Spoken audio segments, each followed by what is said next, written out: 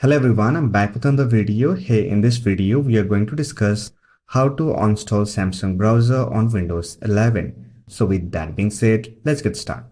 First one is using Start menu. Click on Start button. Here search for Samsung browser.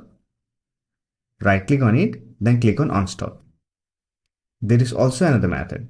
For that, click on Start menu, open Settings, click on Apps. Here click on Install Apps and here simply search for Samsung browser. Then click on this three dot icon, here click on Install and again click on Install to confirm the action. There is also another method to install Samsung browser.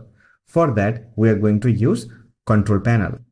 Here on the search option, search for Control Panel, open it, click on Programs, here click on Programs and Features.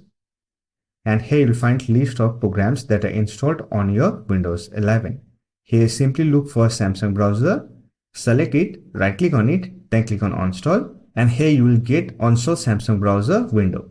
If you want to delete browser data and other Samsung browser related files, simply click on Also delete browsing data, delete Samsung account, then click on Install.